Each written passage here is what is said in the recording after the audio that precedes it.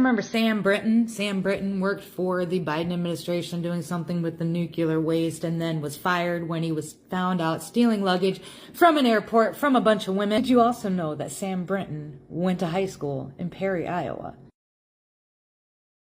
which today was a victim of a school pew-pewing from what is being reported as an openly trans person. In the previous video, I had stated that it was being reported as he was a substitute teacher, but he was not. He was a 17-year-old senior, and that was my bad. He was also very active and very vocal about the trans community in Perry, Iowa, posting about it on his socials a whole bunch of times. Also posting about it on Reddit, talking about his transition. Lots of trans flags, which is perfectly okay. Just coincidental that Sam Brinton also went to the same high school as this guy in a town of 8,000 people. Perry is not a big town. Now, it is close to Des Moines, which is obviously a lot bigger and a lot more diverse. That could have something to do with it, but that's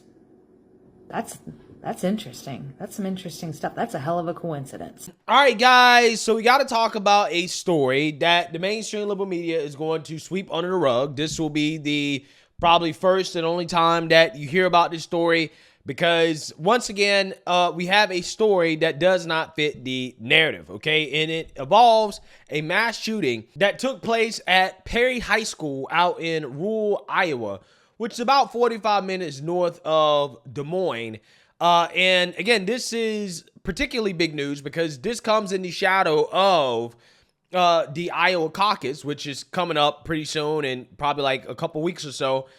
And the suspect that committed this horrible act of violence, this school shooting at this high school, is a 17-year-old gunman by the name of Dylan Butler. Now, we're going to talk about Dylan Butler and who he is because typically in situations like this, the mainstream liberal media is jumping up and down to figure out who he is so that they can push their narrative about so-called white supremacy and guns. However, you're not going to see too much of that in this story because it doesn't involve AR-15, one, and two, it doesn't involve white supremacy. Or put it this way, it would be very hard for them to push a white supremacy narrative considering how this guy clearly and obviously probably adhered more to woke supremacy than white supremacy. So I want to talk about that. But before we get into it, I want to go ahead and play a news clip so you guys can get a better understanding of this situation and what happened and the current facts that we have about this horrible, horrible, horrible tragedy. Take a look.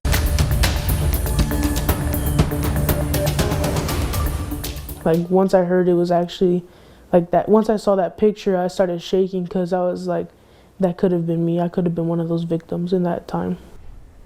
Just chilling testimonies tonight coming out of Perry as a 6th grade student was shot and killed, 5 others hurt. We're learning their stories. We are sharing them with you tonight. Thank you for joining us. We start tonight with a story no city, community, or parent wants to witness. 2 are dead. 5 are injured after a school shooting in Perry. It's about 45 minutes northwest of Des Moines. Let's recap on how this all started. At around 7:30 this morning, multiple law enforcement agencies responded to an active shooting. In the first news conference, the Dallas County Sheriff confirmed people were hurt, but there was no danger to the public at that point. But late today, we learned some new information about the injured and dead from a second news conference.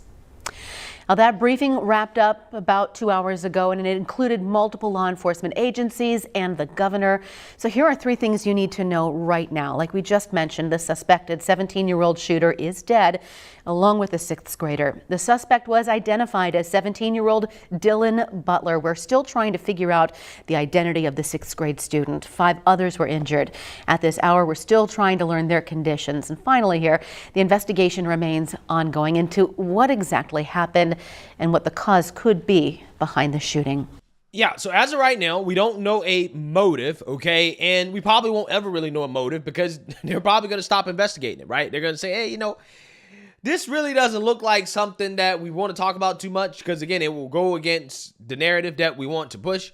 And also on top of that, considering how we've had a string of mass shootings that have had kind of the same common denominator that goes against the narrative, we might just try to sweep this one on the rug, okay? We're not really going to talk about it too much because we really don't want to have the real conversation that we should be having in this country in regards to the identity of some of these mass shooters that, again, have been committing these horrible acts of violence lately and why this is occurring, okay? As apparently, this mass shooter, Mr. Dylan Butler, was a 17-year-old teenager who happened to be trans, right? In fact, it seems like this person was gender fluid, okay? So as you can see here, this is who he is, okay? And, you know, this is, I guess, him posting before he, you know, committed this act. As you can see here, this is what he was into. Pride flag right here. Okay, so you can see what's going on here. Okay, I mean, this person clearly, you know, hey, he looks like the stereotypical woke revolutionary. Now, some people may be asking, why does his identity matter? Well, the reason why it matters is because the liberal media told us that it matters. Okay, if this guy was a MAGA hat wearing Trump supporter, they would be talking about how white supremacy is a huge problem in this country and that this happens too much and, you know, whiteness is so bad and et cetera, et cetera, et cetera, right? The narrative would be all about the person's identity, right? They say that he's racist and racism and all this other stuff they be talking about, okay? But see, when the identity doesn't fit the narrative, aka the person's black or they happen to be LGBTQ or, again, not white, crickets, silence. All of a sudden, we don't want to have a conversation about identity. In fact, identity is not important, right? This is what they told us after the Nashville Christian school shooting, in which you happen to have somebody that happened to be trans that committed that mass shooting. And they basically told us that it was transphobic to talk about this person's identity as a trans person, okay, in relation to the shooting and whether or not they had anything to do with the shooting, despite the fact that, again, anytime there is a shooting that fits the narrative, a mass shooting that fits the narrative, the liberal media can't get enough of talking about that identity and whether or not it played a role or was it a factor in what happened. Again, it's just amazing how that works. A clear double standard. Again, it's very easy to predict which mass shooting stories will stick around and which ones won't, right? This one clearly won't stick around. You're not going to hear about this one again. It will be gone tomorrow, okay? Unless they decide they want to play up the whole, you know, the gun control narrative, which, you know, in this case right here, you don't have a rifle, you got a shotgun, so they'll have to come out here and say they want to ban all shotguns, which is it's what they really want to do. They want to ban all guns, okay? So if they come out here talking about banning guns, again, they're just having a mask off moment because that's really what they want to do, right? They don't just want to ban, you know, modern sporting rifles. They also want to ban shotguns and handguns.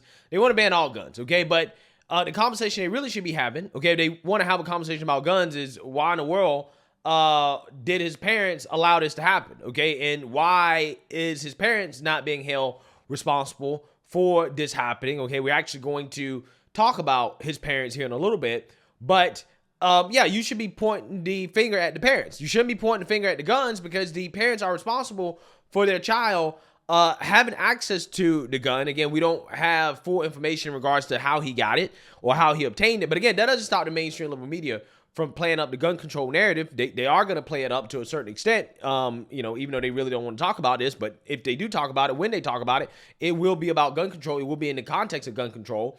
Again, we really need to be asking more questions about the parents, right? And how did they allow this to happen? Okay, but you know, some of the things that we're saying in regards to the internet journalists actually doing a job that, you know, the mainstream liberal media journalists should be doing, which is digging up information about who this guy is, okay, and, you know, what could be behind his mental state in regards to doing something like this. So let's actually watch this.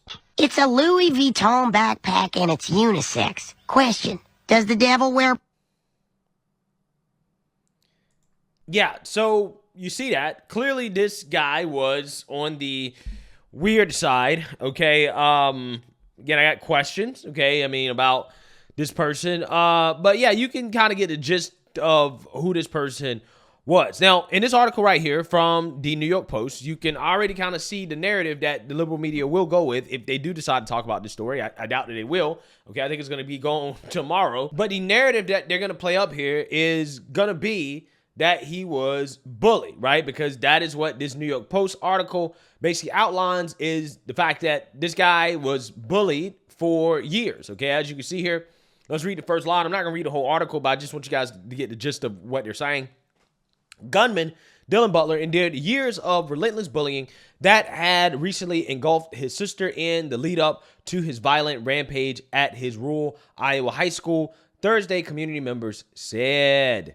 The 17-year-old was armed with a pump-action shotgun, a small caliber handgun, and a makeshift explosive device when he opened fire at Perry High School at 7:47 a.m., police said. Butler killed a 6th grader and injured 5 others, including his principal, before turning the gun on himself. Yeah, so again, this person, they're saying that this person was bullied, okay? And he snapped after his sister started getting bullied. That's essentially what the gist of the New York Post is outlining here, and that's coming from the parents. The parents are saying that, well, he snapped because his sister was getting bullied, right? As if bullying is an excuse to, shoot up a school. It's not, okay? And I'm not even saying that his parents are making an excuse for him. I'm just saying that that's what they're putting out there. They're saying, well, he was bullied. And I don't think bullying is an excuse at all, okay, or a reasonable explanation for why somebody would shoot up a school, okay? I don't think that bullying is a good thing. And I think that bullying is a problem in schools, but I don't think that bullying is an excuse to commit this mass act of violence. But again, that will be the narrative that will be used to try to paint this person as some type of victim, okay? If the mainstream liberal media chooses to talk about it, they'll say, well, he was bullied for being trans or LGBTQ, and this is why he did it, right? This is why you should not talk about his identity, okay? Even though in any other situation where the identity fits the narrative, that's all they would talk about, okay, is the person being white or being MAGA or being conservative or a Trump supporter or whatever, right? This is what they do. And yeah, if you talk about him, then, it's transphobic, right? For you to bring it up, right? This is probably what they'll say, okay? This is what they've said before in the past. But, yeah, let's read a little bit more about what's going on here in regards to who this person is and what they were going through and what we can learn from their social media posts, because I do think that it's important to explore who this person is, because we have seen some of the same common denominators in recent mass shootings that the mainstream liberal media, of course, is not going to ask any questions about, okay? So without further ado, let's get into it. The suspect behind the Perry High School shooting has been reportedly identified as senior Dylan Butler. Local outlet Who 13 reports police confirmed the shooter's identity. While several were injured, one boy, a 6th grader, was killed. Rest in peace to him. By the way, again, this is a terrible tragedy, and my thoughts and prayers are with the family. The shooting took place in the morning prior to the start of the school day during a breakfast program. The Thursday morning shooting in the Iowa school around 25 miles northwest of Des Moines, Iowa, saw 3 people injured, including school principal Dan Marburger, who was rushed into surgery. The only reported death is that of the shooter, who appeared to have died as a result of a self-inflicted gunshot wound. Butler allegedly had a TikTok account where he went by the username Took Too Much. The student's last post was him inside a bathroom stall with a duffel bag on the ground next to him. The still video featured the words, "Now we wait," with a song called Stray Bullets playing. Police are investigating these assets. The account, which has since been wiped by TikTok, featured an anime girl as the avatar, with the biography only featuring the gay pride flag and identifying as a DJ. Yeah, so again, this is one of the things that I really don't like when these mass shootings happen, is when they start to take down the social media accounts, because the social media accounts being taken down, again, gives you a good look into who this person was. And a lot of times they take down the accounts to twist the narrative, right? So you can't see that the person wasn't who the mainstream liberal media is saying they was, right? It gives mainstream liberal media all of the ammunition in the world to basically paint the mass shooter to be whoever they want the mass shooter to be, okay? Which oftentimes is not accurate. Other videos on the account include Butler talking about getting faded on Christmas or getting high, having a pretend gunfight on a school playground with another person, and smoking weed with a group. In one post, posted as a part of a group, Butler posted, quote, "Bro, thought I was sharing my Gatorade. He's mad," accompanied with trans flag emojis as well as the hashtag gender fluid. Another account called Dylan Say What shows the pronouns he/they. Okay, so again, this is stuff that won't be talked about by the media. Okay, they won't care about that. They're not really going to play that up. Again, this is a MAGA hat wearing white supremacist They would be spotlighting his social media account. You would already know about it. Okay, it would be the #1 story in the world. Oh, he wear a MAGA hat. Oh, he said he likes Trump. Oh, you know, such, he's conservative. You know, Proud Boys, right? This is what they do, right? This is exactly what they do. A Reddit account believed to belong to Butler posted on the board, "Are trans?" in response to the question, "For those who haven't started transitioning yet, what's holding you back?" The username Dylan Pickle 1996 said, quote, "I don't want to look ugly." Wow. Wow. Again, so this person basically is trans, right? Confirmed to be trans. In another post, the account Dylan Say What 212 said they preferred hot dogs for days and professed a love for My Little Pony. Okay. Yeah, so you know, this is what this person was into. Another claim to like effing furries. First responders were called to the scene of the school at around 7:37 a.m. The school was just beginning its first day after winter break. Dallas County Sheriff Adam Infante said at a morning press conference that police officers arrived at the scene 7 minutes after the first call was made. A first responder told dispatchers there was a male subject down in the hallway near room 308 with a wound that appears to be self-inflicted. They were said to have other victims as well. Not long after, the first responder claimed the suspect was down and deceased. Yeah, so this all the information that's coming out about this guy. Again, there'll probably be more information that comes out. Who knows? Maybe there won't be, because the interest in this story will go away. Okay, again, in the shadow of the Iowa caucus. Again, this could have possibly been the mainstream liberal media's dream come true. Oh, there was a mass shooting that happened in the red state of Iowa. We can talk about this in a GOP debate and before the Iowa caucus. But too bad, so sad. They got their bubble burst. So with that being said, again, my thoughts and prayers are with the family members of the victims, okay, the people that are currently injured, wounded, and the deceased 6th grader. You know, clearly this is a tragedy, but unfortunately, because this mass shooting doesn't fit the narrative, I don't think it's going to get the attention that it should get moving forward. But let me know what you guys think. Make sure you like, comment, and subscribe. Most importantly, share a Black conservative perspective. Peace.